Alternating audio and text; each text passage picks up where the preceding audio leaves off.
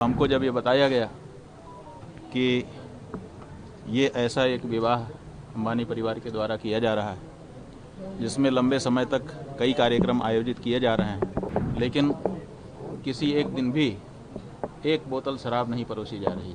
हजारों व्यंजन बनाए जा रहे हैं अलग अलग मौक़ों पर, लेकिन एक दिन भी कोई भी मांसाहार का व्यंजन उसमें नहीं बनाया जा रहा।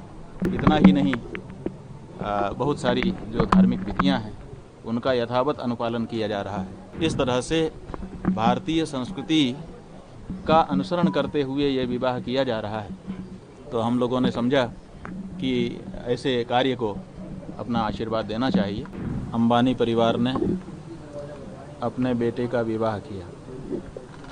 हमारे यहाँ ये माना जाता है कि महाजनों के रास्ते पर ये समाज चलता है। महाजनों ये न गतः सपंथाः। ये भी कहा गया है यद्यदाचरति श्रेष्ठः तत्तदेवेतरो जनः सहयत प्रमाणम कुरुते लोकस्तदनुवर्तते।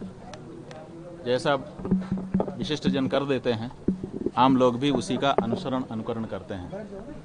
तो हमको जब ये बताया गया कि ये ऐसा एक विवाह अंबानी परिवार के द्वारा किया जा रहा है जिसमें लंबे समय तक कई कार्यक्रम आयोजित किए जा रहे हैं, लेकिन किसी एक दिन भी एक बोतल शराब नहीं परोसी जा रही।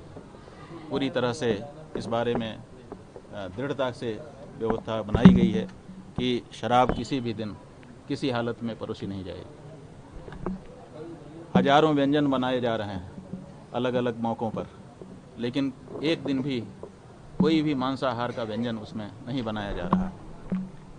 इतना ही नहीं, बहुत सारी जो धार्मिक विधियां हैं उनका यथावत अनुपालन किया जा रहा है। और आशीर्वाद गोष्ठी में पहले भगवान की पूजा करके उनसे आशीर्वाद लिया जा रहा है, फिर गुरुजनों से आशीर्वाद लिया जा रहा है, फिर श्रेष्ठ पुरुषों से आशीर्वाद लिया जा रहा है। इस तरह से भारतीय संस्कृति का अनुसरण करते हुए ये विवाह किया जा रहा है।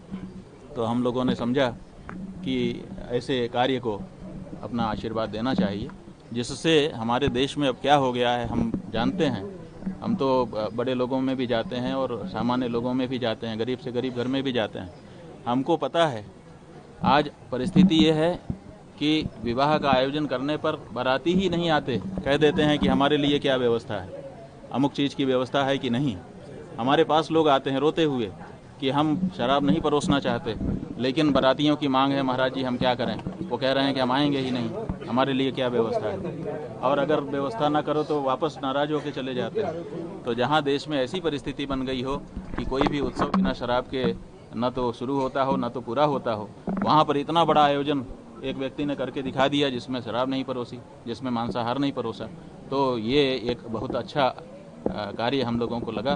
तो हम लोगों ने समझा कि जा करके इनको आशीर्वाद करना चाहिए, और उन्होंने बड़ी श्रद्धा से बुलाया था और मर्यादा रखते हुए सब निभाया भी। स्वामी जी, अखिल भारतीय संत समिति आरोप लगाई है कि संतों को शादी विवाह में नहीं जाना चाहिए, इसमें क्या कहेंगे आप? देखिए, शादी विवाह क्या है पहले ये समझना पड़ेगा। ये जो शब्द बोल रहे हो आप ना, अगर ये उन्हीं के द्वारा कहा गया, संत समिति के किसी व्यक्ति के द्वारा कहा गया शब्द है तो हमारी आपत्ति है। हमारे यहाँ शादी होती ही नहीं है। शादी शब्द ही हमारे हिंदुओं का नहीं है, हमारे यहाँ विवाह शब्द है। तो शादी का तो सवाल ही नहीं है हिंदू में। आप शादी शब्द का उच्चारण ही कैसे कर पाते हो, पहले तो ये बताओ। और दूसरी बात ये है कि विवाह है क्या, तो आप जानेंगे कि हमारे वेद में, हमारे शास्त्र में 4 वर्ण और 4 आश्रम बताए गए हैं। 4 आश्रम में ब्रह्मचर्य आश्रम, गृहस्थ आश्रम, वानप्रस्थ आश्रम और संन्यास आश्रम है। और इनमें चारों में हमारे शास्त्रों ने, विद्वानों ने कहा है धन्यो गृहस्थ आश्रम। गृहस्थ आश्रम सबसे बड़ा आश्रम, सबसे धन्य आश्रम बताया गया है। क्यों? क्योंकि बाकी के जो 3 आश्रम हैं वो भी गृहस्थ आश्रम पर ही निर्भर करते हैं।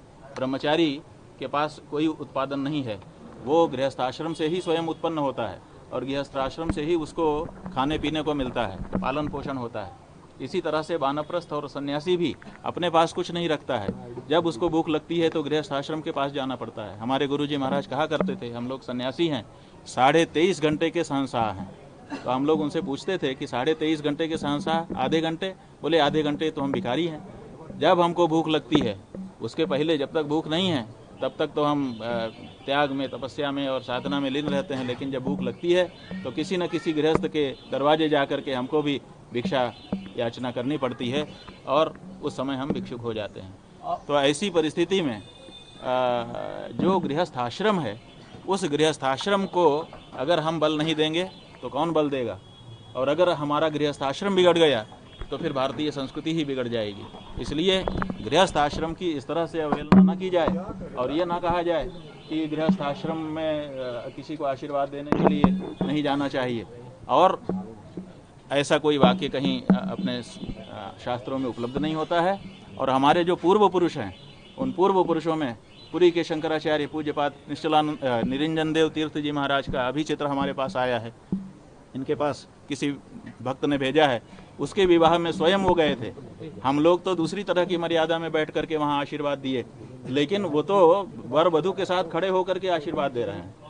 तो इसका मतलब कि पुरी के पूर्व शंकराचार्य निरंजन देव तीर्थ जी महाराज, जिनको बहुत बड़ा धर्मशास्त्र का ज्ञाता माना जाता था और अपने समय में वो शंकराचार्यों में सबसे अधिक मुखर रहते थे और धर्म की बात करते थे, वो स्वयं गए हैं। धर्म सम्राट स्वामी करपात्री जी महाराज के बारे में अनेक लोगों ने बताया कि वो हमारे विवाह में आकर के हमको आशीर्वाद दिए थे। स्वयं इस समय दूसरे जो शंकराचार्य हैं, पुरी के शंकराचार्य जी महाराज, उनके बारे में लोगों ने बताया, फोटो भेजा हमारे पास कि वो हमारे विवाह में आकर के हमको आशीर्वाद दे करके गए हैं। तो ये जो हमारे पूर्व पुरुष हैं, पूजनीय पुरुष हैं, ये विवाह में जा करके और आशीर्वाद देते रहे हैं। क्यों देते रहे हैं? क्योंकि ये जानते हैं कि गृहस्थ आश्रम अगर बिगड़ गया तो सारे आश्रम बिगड़ जाएंगे। इसलिए गृहस्थ आश्रम को बनाए रखना चाहिए। ये जो परिवार नाम की संस्था है, ये गृहस्थ आश्रम से आरंभ होती है और ये भी बहुत पवित्र आश्रम है, धन्य है। ऐसे में इसकी सुरक्षा करना किसी भी धर्माचार्य का दायित्व है।